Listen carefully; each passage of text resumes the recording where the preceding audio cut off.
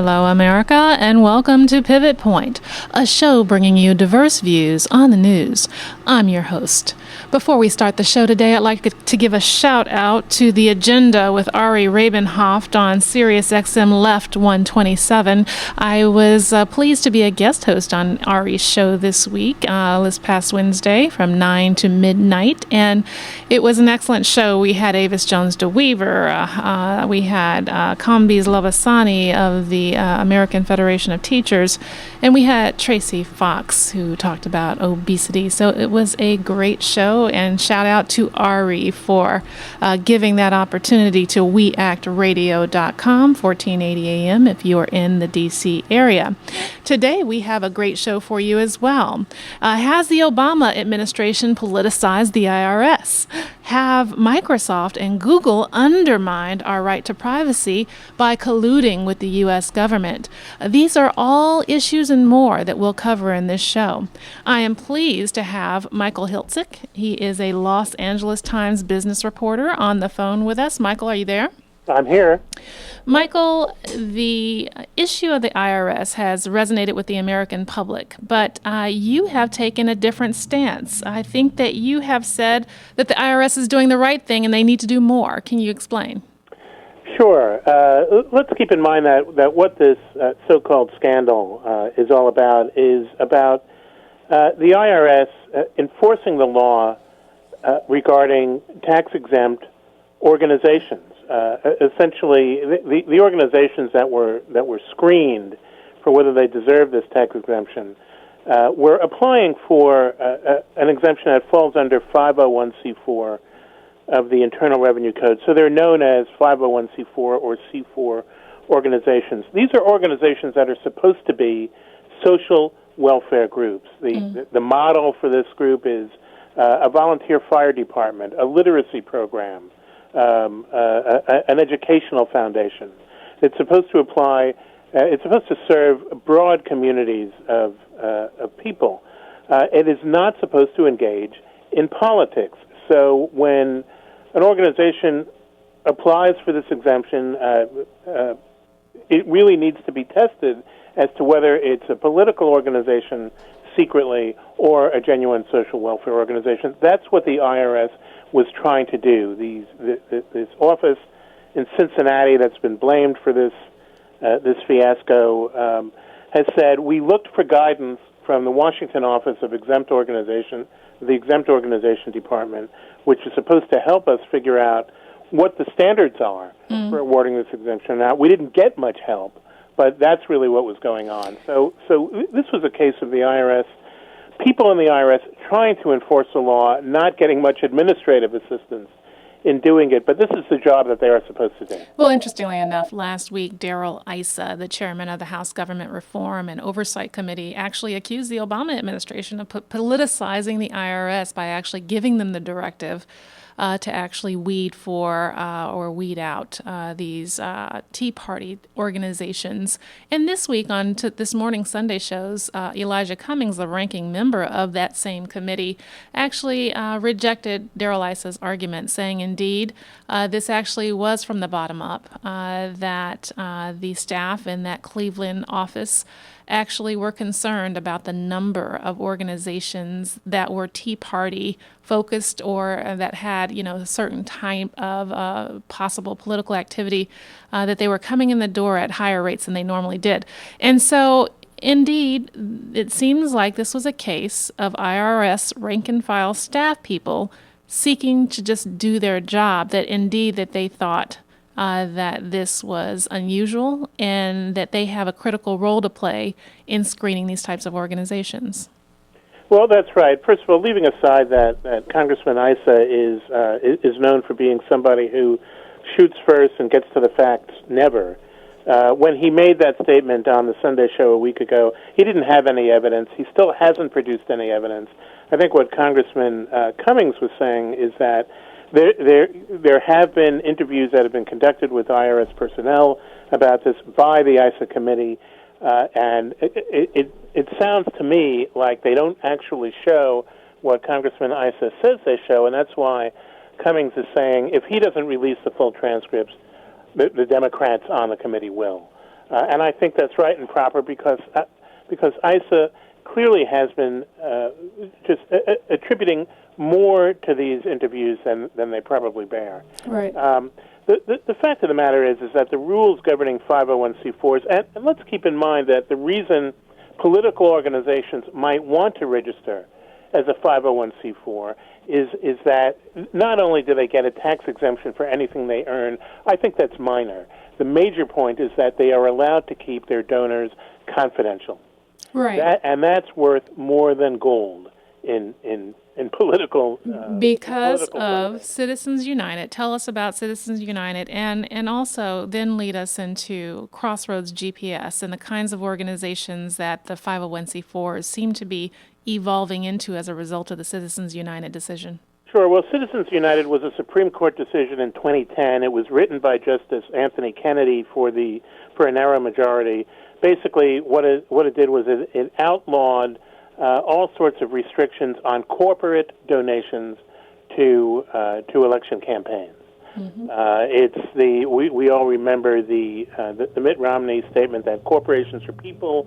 Well, this was a Supreme Court ruling that said corporations, not only are they people, but they have the same rights as people to make huge political donations whenever they want. Now, what's interesting about Citizens United that people tend to forget is that Justice Kennedy, when he wrote the decision and issued it, said, we know that this is going to add to the flow of money into political campaigns, and we know that's bad, but the countervailing force that's good is that there's disclosure of the donors, and that's going to moderate the bad impact of this decision. Now, when Justice Kennedy said that, I wrote a column saying that it sort of had an endearing, childlike naivete to it, because there wasn't enough disclosure about campaign donors then, and there's less now.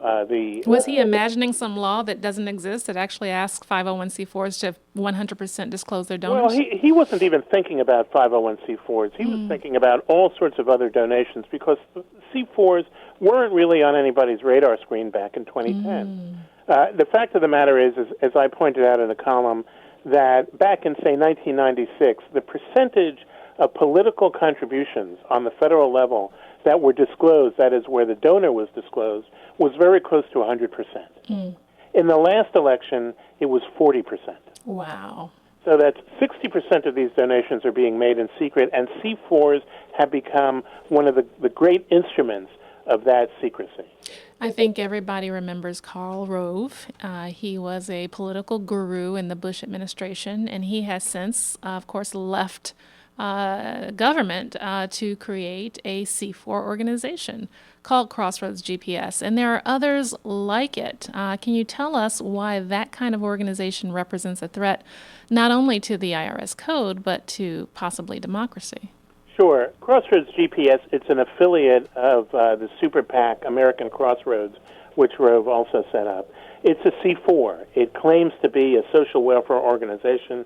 I think we can safely say that it has been engaging in electoral politics to a great extent. It's by far the largest C4 in terms of its spending budget that's involved in politics of all. But it's only fair to say that these sorts of C4s, these masquerading political C4s, occur on both sides of the political aisle. Mm-hmm. People affiliated or associated with President Obama have their own.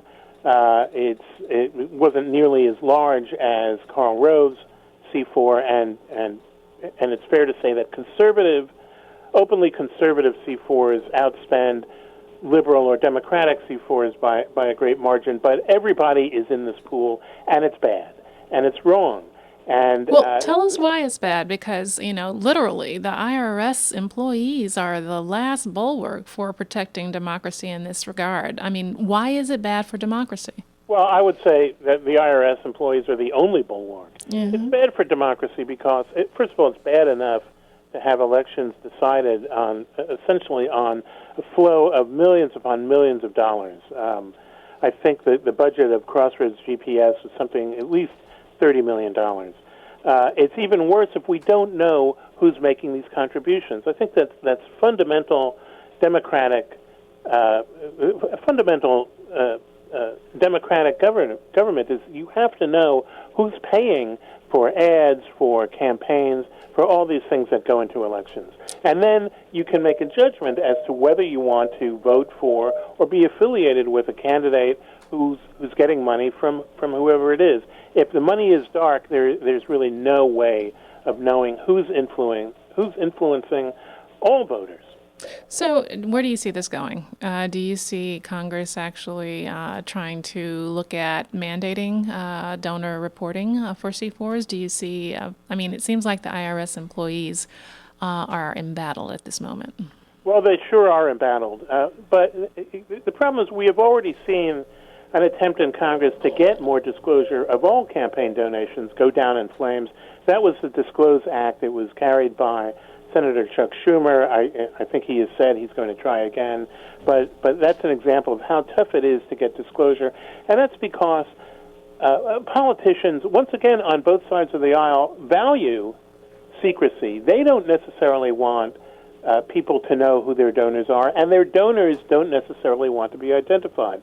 Sometimes these are big companies, big businesses, maybe consumer-oriented businesses who may not want all of their consumers to know that they're donating to a candidate whose political views may not be the same as those of the general community. And really, the broad context of this is that Congress knows that the rules on what constitutes a legitimate C4 and what doesn't have gotten murkier and murkier as the law has gotten more complex and as we've had court rulings. Some of these go back to the 50s, even the 40s. I mean, the C4 rule has been around since, I believe, 1919. Mm-hmm. But Congress was perfectly content to not be specific, not draw a bright line, because they're politicians. There's nothing necessarily bad about that, but they know that there are benefits to having access to contributors who don't want to be identified. Michael, go ahead. Well, the result is that they left it in the hands of the IRS. They were perfectly happy to have very spotty enforcement of this rule by a group of rank-and-file IRS employees, helped or not helped, as the case may be, by lawyers or supervisors at the Washington office of the Internal Revenue Service. Well, it's interesting that apparently the guy who called the shots in the Cleveland office and said that they were concerned enough to actually send it to Washington for guidance is apparently a conservative Republican.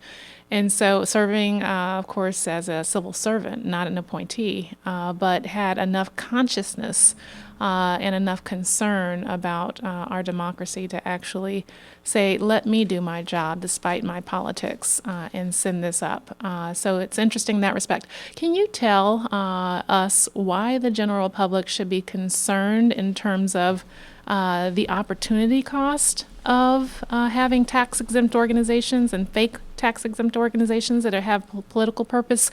What is the cost to the American public when you have an exempt organization acting in this way? Well, of course, we all pay for this exemption. If an organization like Crossroads GPS, and I just use it as an example because it's the biggest one, it's got $30 million. It's going to put that money in bank accounts. Maybe it's going to invest it in bonds just to park it somewhere. So it's generating some income. To the extent that income is tax exempt, we're paying the price. Whatever taxes aren't charged on that sum has to be paid by somebody else, and that is essentially the rest of us. Now, we're all willing to do that when we have an organization that does what we think performs a social good, the United Way, CARE, Doctors Without Borders, and these are organizations that not only are tax exempt in terms of their own earnings, but donations to them are tax deductible. So we're all paying for that because as a society we make a judgment that they're performing a social good and we want to encourage that and we'll pay for it. But it's been sort of hornbook law that we do not pay for donations to political campaigns. So if you have a backdoor way of getting donations to political campaigns, they're not deductible if it's a C4, but the money that they produce that gets reinvested and banked is exempt from taxation. We are all paying for that. We don't want to pay. We made this judgment explicitly through legislation that we don't want to pay for somebody else's political donations. But that's what we're doing. We currently are. The American public is subsidizing the political activity of particularly largely wealthy actors in the process who are funneling money into these C4s.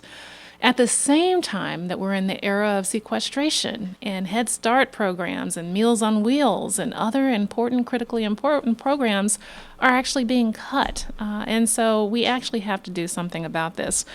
In other news, the major tech companies in Silicon Valley have been outed this week. They're out of the closet.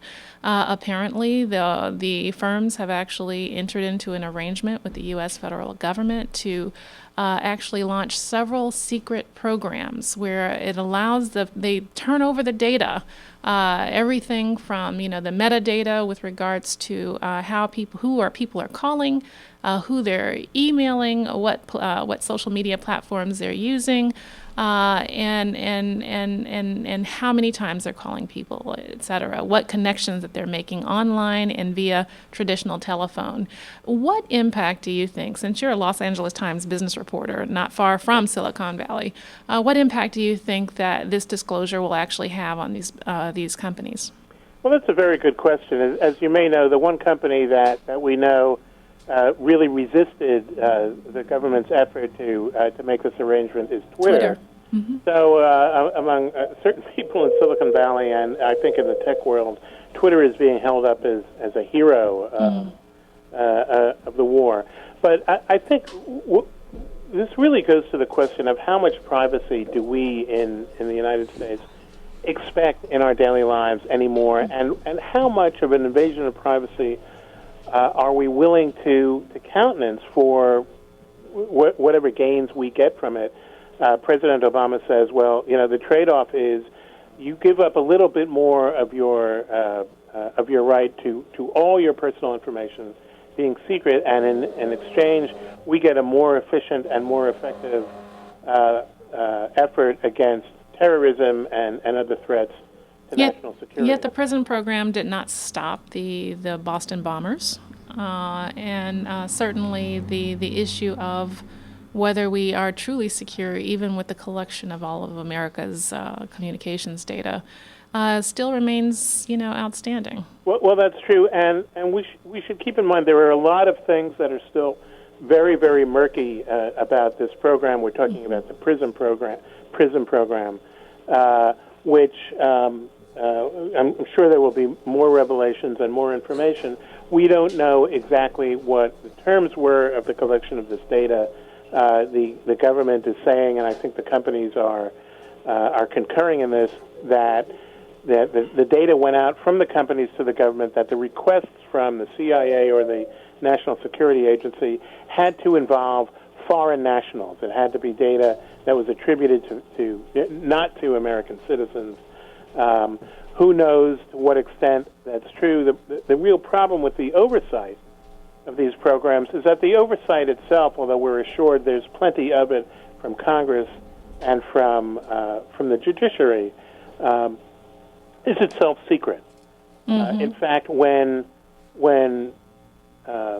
Facebook or Google or Apple gets a request from the federal government, from the office that's supposed to be the liaison with them, it's not allowed to divulge to anybody what that request is, and in fact, it's not allowed to acknowledge publicly that the request even exists. These are all monitored by a special court in Washington, but the court's activities are secret. The information is provided to members of the Congressional intelligence committees, but their deliberations on it are secret. So clearly there's a lot that's not known, and I think what this really points to is the need for much more transparent oversight so that we all know exactly what the bounds of this program are. I think Americans have been, in the past, have been confronted with the issue of privacy, whether it's Facebook or some of these other platforms, and it'll be interesting to see if any behavior changes on the part of the American public, if they're resigned to losing their certainly their constitutional rights and their rights to privacy in the face of the issue of security. Michael Hiltzik, Los Angeles Times business reporter, currently on the phone with us. He will be joining us after the break to discuss Social Security and Medicare and the status of the trust funds. You are listening to Maya Rockeymoore, your host of Pivot Point on weactradio.com, 1480 AM in Washington, D.C.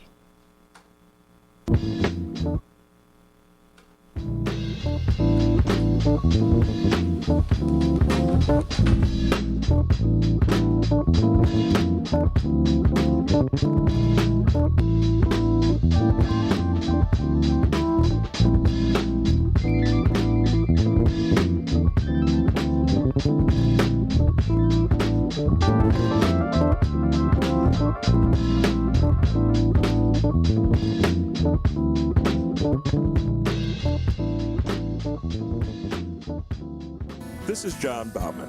You know me best as Bowser, formerly of the group Sha Na Na. And you know, when we were rocking and rolling all those years ago, I wasn't particularly worrying about my retirement or how I'd pay for health care. But now that I'm 65, I really understand the importance of Medicare. Not just for myself, but for generations of working Americans who need secure health care as they get older. That's why this election is so important. The Romney-Ryan Coupon Care Plan will mean the end of traditional Medicare. It gives seniors a partial payment which loses value over time and raises our health care costs as much as $500 more each month. Coupon Care also puts us at the mercy of private insurers, making it harder to pick our own doctors. All of this to pay for tax cuts for the wealthy? Are you kidding me? Americans of all ages say no to Coupon Care. Bum bum bum bum bum bum bum bum bum bum bum dang a dang dang ding a dong ding.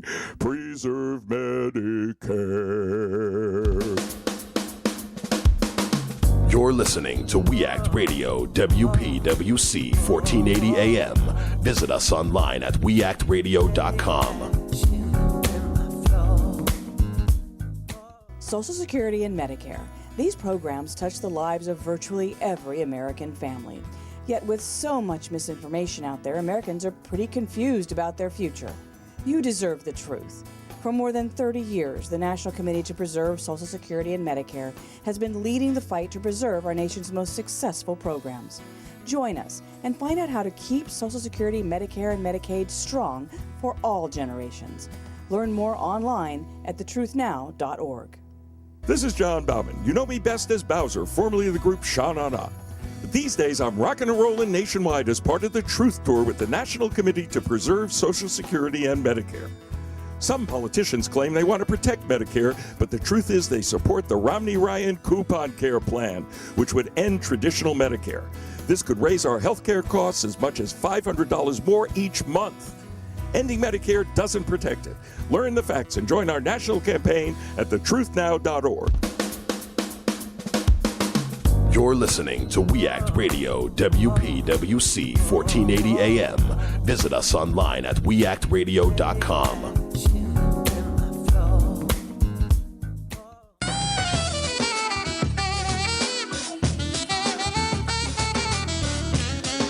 Welcome back to Pivot Point. I'm your host, Maya Rockeymoore. This show is sponsored by the National Committee to Preserve Social Security and Medicare, which is why I'm particularly pleased today to welcome to the show Michael Hiltzik, a Los Angeles Times business reporter who is, I would argue, one of the nation's foremost reporters when it comes to the issue of Social Security and Medicare. Welcome, Michael.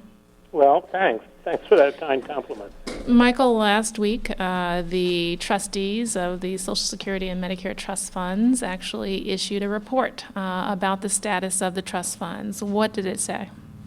Well, the status of the Social Security Trust Fund is basically stable. The trustees found that the trust fund will be with us probably until at least 2033. That's a good 20 years off. That other than that, Social Security is in a surplus right now. They added to the trust fund. It's never been drawn down. And they also made the point that the cost of Social Security as a percentage of the U.S. economy is essentially going to be stabilizing with the retirement of the baby boomers and the post-retirement years of the baby boomers. And it's going to stabilize something in the neighborhood of 6% of GDP. 6% of GDP compared to like what in Europe, for example? Well, in Europe, what the spending on social welfare programs or social insurance programs like Social Security is more like 19%. Right, right. So we are nowhere near what they're doing, and certainly we're nowhere near the level that doomsayers about Social Security and the carriers of deficit fever, as we call it, are talking about how these programs are going to eat us alive. It's clearly not going to happen. And then on the Medicare front, what's... Well, on the Medicare front, that's the other aspect of this. The Medicare trustees pointed out that program has gained 2 years in its trust fund's life, and that's because of the Affordable Care Act, what we now all call Obamacare. That the Affordable Care Act has moderated the growth of expenses in Medicare. It's moderated health care cost increases generally, and since it's really healthcare costs, government healthcare costs, that we're going to be driving the deficit over the next 20, 30, 40, 50 years. That's incredibly good news. But it's not all good news. The Disability Insurance Trust Fund, and by the way, when most people are talking about Social Security trust funds, they tend to think it's one big trust fund. But in fact, it's actually two: the Old Age and Survivor Insurance Trust Fund and the Disability Insurance Trust Fund. What's going on with the DI program? Right. Well, the DI program is actually facing a legitimate fiscal crisis. It's got about that trust fund has about 3 years to run before it's exhausted, and if nothing's done about that, then disability payments are going to have to be cut by 20 or 30%, which obviously would be a disaster and not something we want.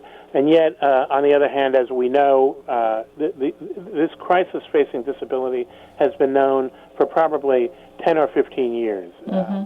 And the reason that we have more people on disability now is in part because of some changes that were made to Social Security that made it less beneficial to beneficiaries, raising the normal retirement age. Well, that puts more people on disability because normally they would have retired on Social Security at 65. Mm-hmm. Now they have to wait till 66, and soon it'll be 67. They go on disability or they stay on disability. In the past, what's been done is there's just been a transfer of revenues. Instead of going into the old age trust fund, they're shifted into the disability trust fund. That should be done now just to shore up that program. Mm-hmm. Clearly, it's not a long-term solution. But the surge in disability claims is everybody expects is going to plateau and maybe start being reduced as we get better economic growth. Well, in the link between the economy and how well the economy is doing and how well the trust funds do is very real. It's very real, and it's exact. And it might be the reason why this week we also heard the Center for American Progress saying that they're no longer supportive of a grand bargain. What did you think of that news? Well, I think that reflects something that we're beginning to see in Washington generally, which is the deficit fever or deficit panic, as I've called it, is beginning to ebb because the signs of economic growth are upon us. We're seeing stronger economic growth. We're seeing fairly consistent, though not strong enough, job growth. And I think what's happened is that certainly in some quarters in Washington, the recognition has finally emerged that dealing with the deficit now is a bad idea because the economy is still very fragile. And the preoccupation that we've seen over the last 2 years with the deficit has really hampered what needed to be done, and that is efforts to promote job growth now, because that's what feeds economic growth in the future. So Democrats, many of whom bought into deficit panic over the last 2 years, they're getting off the train. We're still seeing that Republicans, especially in the House of Representatives, they're still on this train, but I think more and more they're being isolated. And whether they'll be isolated enough to get something done to end the sequester or at least reduce the sequester, that's an open question. So actually, for my listening audience, for those that don't know, the Center for American Progress is supposed to be, it's considered, and I say it in quotes, a progressive left think tank here in Washington, and many policymakers actually look towards their policy products to determine what way the political wind should flow. So it's very significant. However, there has been concern that the Center for American Progress is actually not wholesale left, that they are centrist, maybe center slightly left. In fact, one of the proposals that they put forward in terms of Social Security reform actually includes investing the trust funds, up to 25% of the Social Security trust funds on Wall Street. Michael Hilsett, what do you think of that option? Well, of course, that's an option that's been out there. It's an idea that was out there going back to 1935 when Social Security was created, and the question always was, well, if you're going to have millions of dollars, and today we have nearly $3 trillion in the Social Security trust funds, what do you do with them to make sure that they don't get eaten alive by inflation? Originally, conservatives in Congress really opposed the idea of investing any of that money in stocks. Right. Famous line that I've used in two books from Senator Vandenberg, Republican of Michigan at the time, when he said to Arthur Altmaier, the first Social Security Commissioner, you're going to have $47 billion in this trust fund. Of course, he was underestimating it. Mm-hmm. What are you going to do with $47 billion? And Altmaier said, well, you could invest it in U.S. Steel. And Vandenberg exploded, and he said, well, that would be socialism. So Congress said, no, the only place you can put this is in U.S. Treasury bonds, which is where it is. Now, the idea behind investing more of it or some of it in equities is that you can capture over a long period of time higher returns, higher yields in stocks than you can in fixed-rate bonds, and that's true.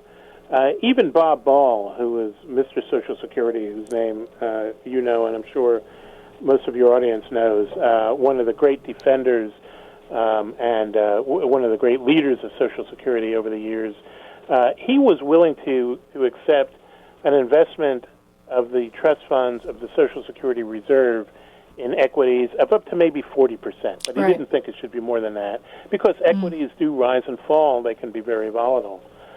So somewhere between 20 and 40% might not be a bad idea. It might increase the return to the trust funds. I think it'll have a marginal or incremental effect in general on how big the trust funds grow, but it's not inherently a bad idea if it's limited. Michael, actually, we're running out of time, but I do have to ask this last question. I mean, you pointed out in one of your own articles that the people who did actually relatively well in the financial crisis in terms of their retirement security were low-income people who primarily relied on Social Security. And you actually say Social Security is still the best retirement program we have. So in light of that comment that lower income people experience relatively little volatility with the crisis, what kind of guidance does that give us for the future?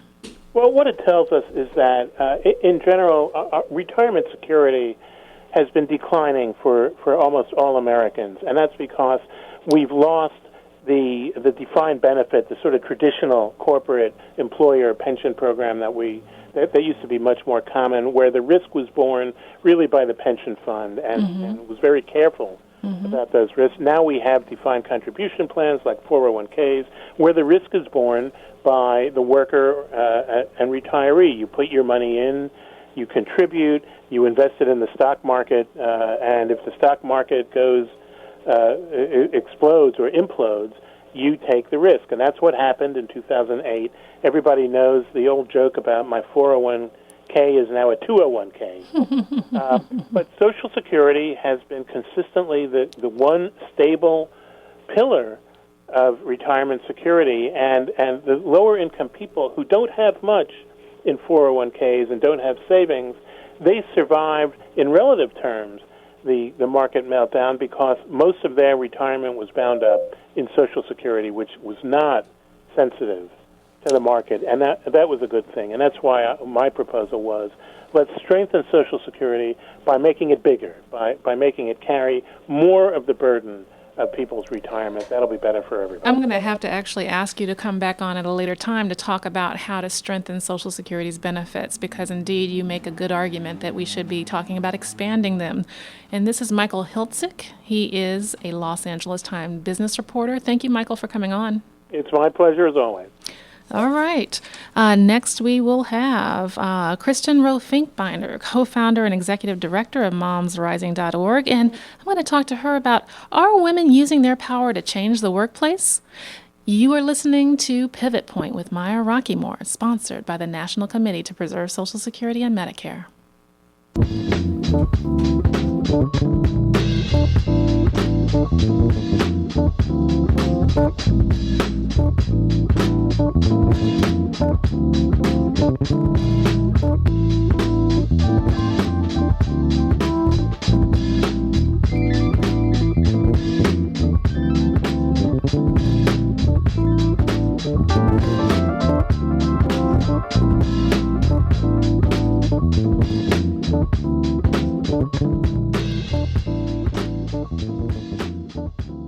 This is John Bauman.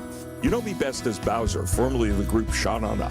And you know, when we were rocking and rolling all those years ago, I wasn't particularly worrying about my retirement or how I'd pay for health care. But now that I'm 65, I really understand the importance of Medicare. Not just for myself, but for generations of working Americans who need secure health care as they get older. That's why this election is so important. The Romney-Ryan Coupon Care Plan will mean the end of traditional Medicare. It gives seniors a partial payment which loses value over time and raises our health care costs as much as $500 more each month. Coupon Care also puts us at the mercy of private insurers, making it harder to pick our own doctors. All of this to pay for tax cuts for the wealthy? Are you kidding me? Americans of all ages say no to Coupon Care.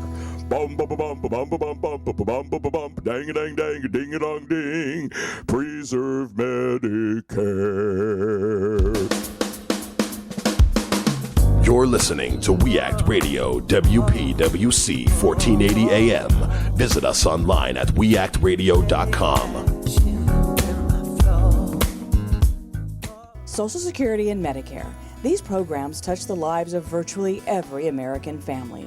Yet with so much misinformation out there, Americans are pretty confused about their future.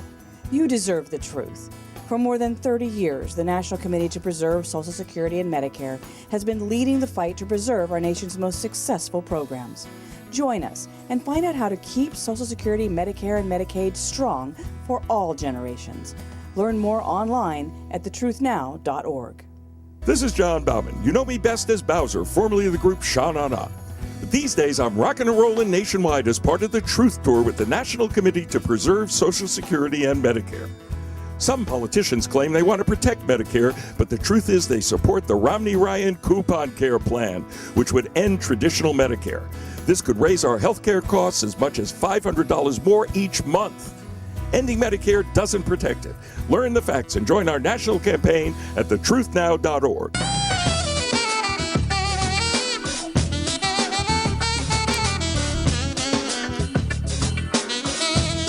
Welcome back to Pivot Point. I'm your host, Maya Rockeymoore. It's my pleasure to host this show on weactradio.com. That's every Sunday at 3 p.m. And if you're in the Washington, D.C. area, that's 1480 a.m. So please listen in and tell your friends.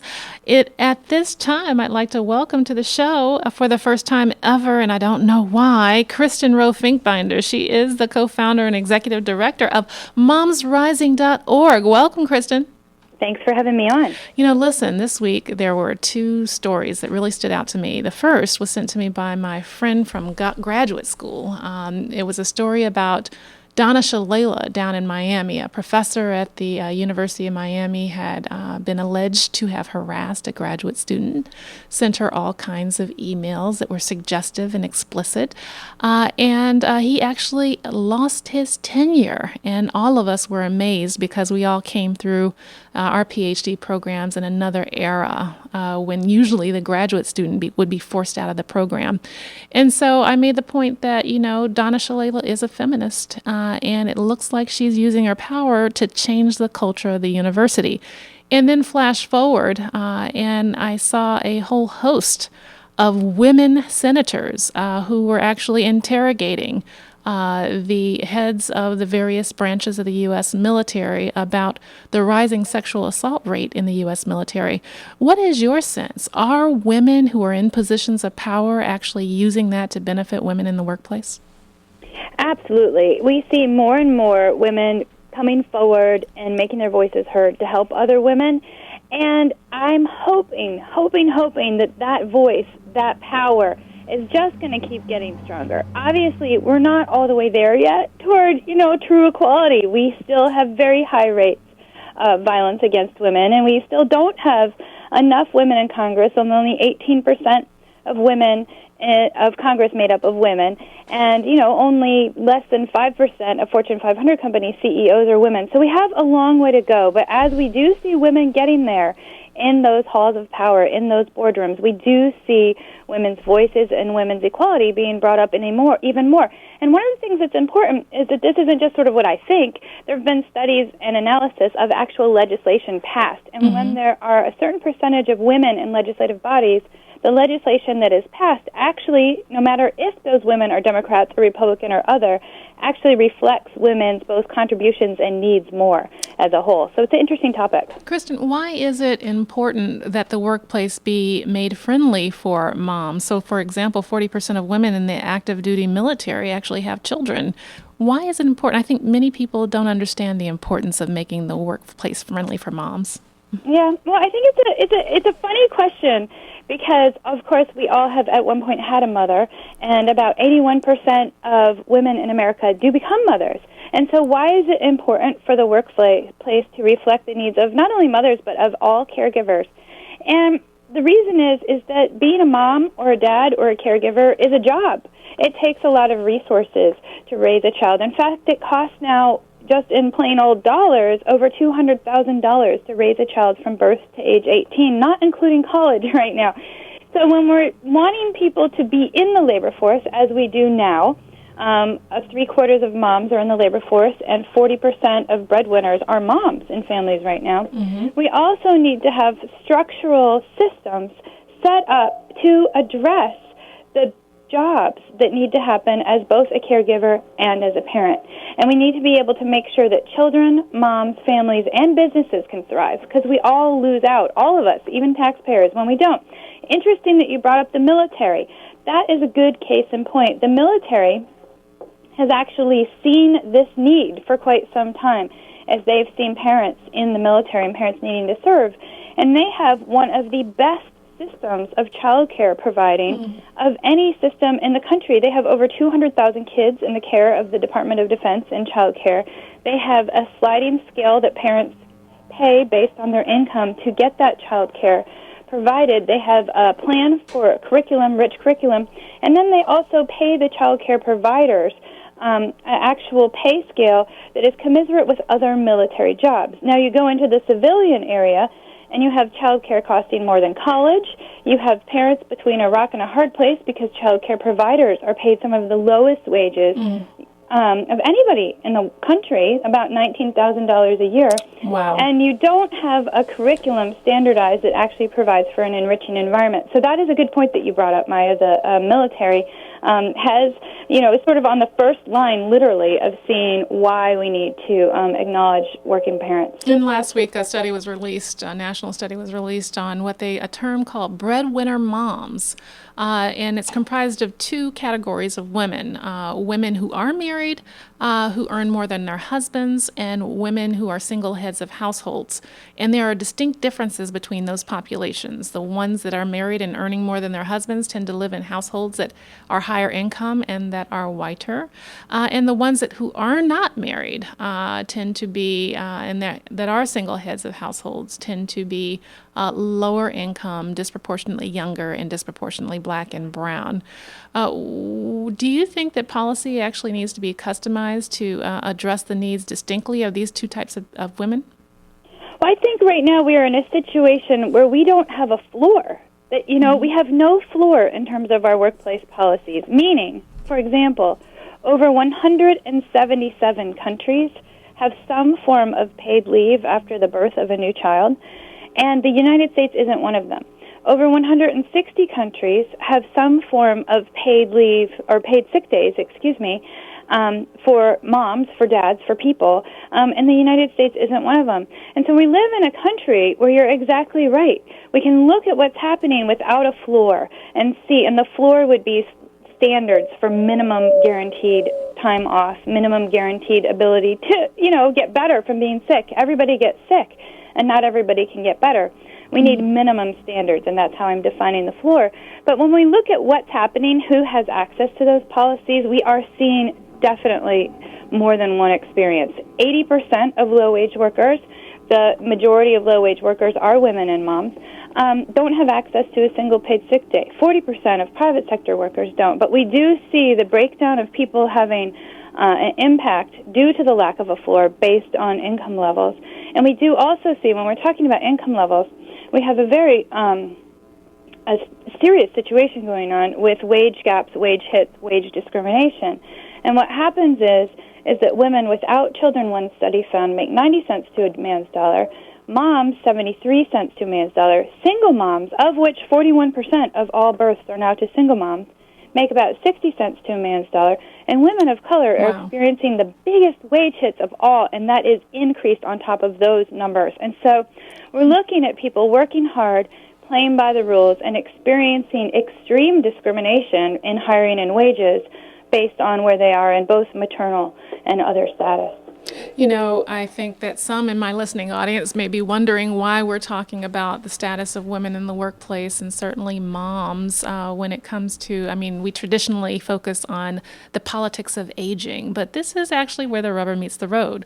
Because if you're actually working a lifetime in lower wage jobs, you tend not to have access to benefits such as health care, such as private pensions like 401ks that will actually help prepare you for retirement. And so that is why we disproportionately have women depending on Social Security for a significant, sizable, especially lower income women.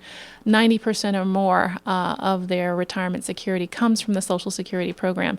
Kristen, I know that you know that Social Security, Medicare, Medicaid are incredibly important programs. SNAP are incredibly important programs for women and their families, and yet they're all under assault. Do you think that this is an extension of the war on women? Absolutely, 150%. And I say it laughing, but it's actually a tragedy. The situation right now, the whole thing is an extension of war on women. When we look at, what happens from birth until we're elderly, we're looking at a situation where we're not investing in our children so that they, in turn, can invest in our Social Security system. It's like penny wise and pound foolish. That's exactly right. And so, if we're not investing in early care and education programs that allow children to thrive and become adults who then pay into Social Security that then helps the older generations, we're in a serious situation. Medicaid, a lot of people don't realize this, 1 in 3 kids right now are covered under Medicaid. And so when we're taking out Medicaid and Social Security and all of these issues, Medicare at the knees, which is constantly under assault, it really is an extension of war on women. And frankly, you and I know this, Maya, moms have always worked. That's right. Whether paid or unpaid, it's always work. That's right. But frankly, we have an assault on also motherhood, and 81% of women in America, the vast majority of women, do become mothers. And when we're looking at what's happening with these policies and programs, we have politicians talking out of both sides of their mouth.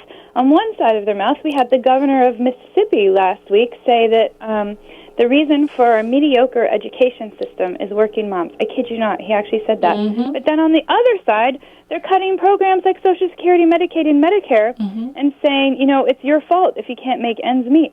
So we have a ridiculous situation that crosses generations and is, in fact, a war on women with incredibly mixed messages coming from elected leaders, which is why, as you started this segment, we need more women in office. We need more women in Congress. But, Kristen, I used to teach women in politics. I was a women's studies professor. When I was in graduate school, I taught and I also taught as an adjunct. And, I have run into a number of women who say that, they don't identify with gender as an issue for them, that they're not feminists, that they don't identify with that agenda. Yet what we're talking about here is actually a feminist, a woman-centered agenda that is important in terms of the health, economic security of women and girls. Do you think that moms, and so momsrising.org seems to focus on mothers, are the issue of the threat is resonating with them? Do you think that they can be and are being organized around this to respond to the threat? Yes, I absolutely do. We have over 1 million members, and it's rising every day just through woman telling woman, mom telling mom. And so we do see a movement building. And we also have a movement of educated and engaged individuals building with about a social media reach of 3.5 million readers. That's fantastic. And so that is all growing. And that, to me, says the fact that we have members in every state of the nation, our membership basically matches the U.S. Census in terms of racial and ethnic demographics. So we have women from every state in the nation and from a broad diversity that is our nation. And so all of them coming together around this same central theme. Now, I think you were onto something, though, about the issue of, quote, feminists and feminism, end quote. I even wrote a book about it called The F Word, Feminism in Jeopardy. And what happens is, in research, is that the idea of feminism as a word has been sort of decoupled from the real definition, which is the social, economic, and political equality of women, not superiority of women, just equality. Right. My kids like to ask me, Mom, what is feminism? And I'm like, it's equal play for girls and boys. It's not equal play for girls over boys. But because of that, the word feminism is actually studied in a scholarly way, because such weird things have happened with it where people have put different ideas behind it than is actually the definition. And so when I use the word, often it says very different things to different people's ears. And actually, I have found that I have to be very pretty While I would call myself a feminist, as defined by the dictionary, when I use the word, sometimes it's heard, not sometimes, pretty much always, it's heard differently. So how do you what word do you use?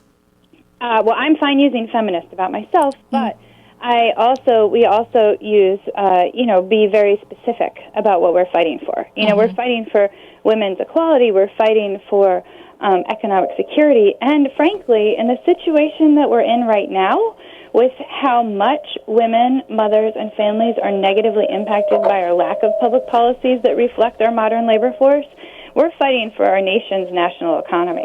I mean, the situation is actually quite dire, as you know, in that 70% of our GDP is based on consumer spending. Women make the majority of purchasing decisions, like 85%.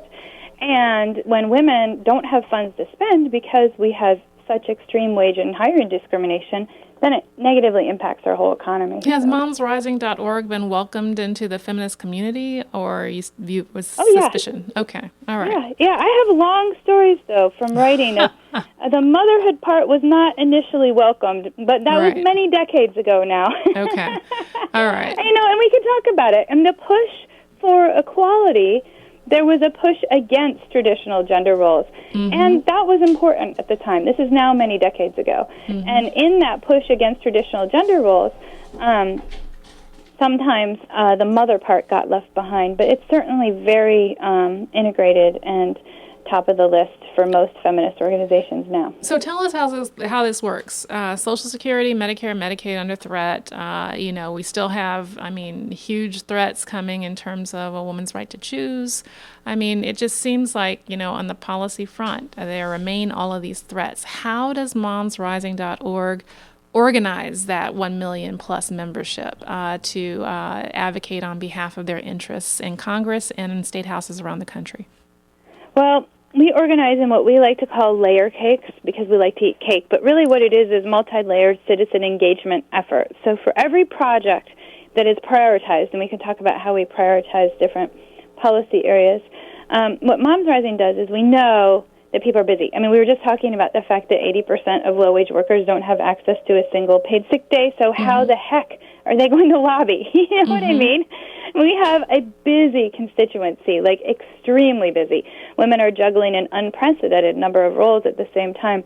And so what we do is we open up lots of avenues for action at the same time that people can choose from. Everything from like one click, you can send a letter or make a call with one click, to a little bit more time, which is share your story that we then deliver to their member of Congress, or even more time, which is, come out of your home and meet with us, do something.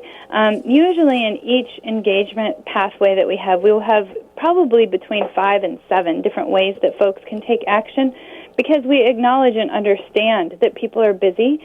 And so we at Moms Rising work to look for the places where moms' voices can have the most impact in every given moment, and open up those avenues for people to make their voices heard, and then also deliver those messages directly to leaders. So we like to think of it as the organization sort of breathing in what our members want and their experiences and stories, and sort of breathing them out to elected leaders who have the power to make a difference. I like that.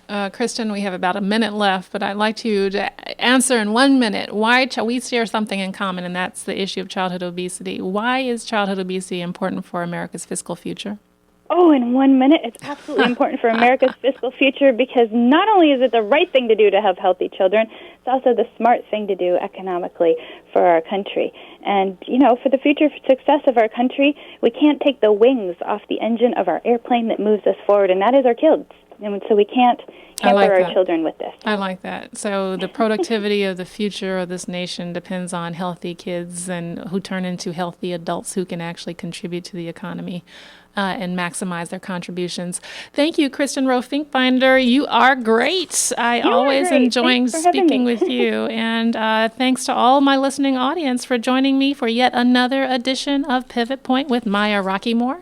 I'd like to give a special shout out to our sponsor, the National Committee to Preserve Social Security and Medicare, and also to the production team of Peter James Callahan and Cole Stengler. Please join us every Sunday at 3 p.m. Eastern Time on weactradio.com. And if you're in the Washington, D.C. area, tune in to 1480 a.m. Until next time, America.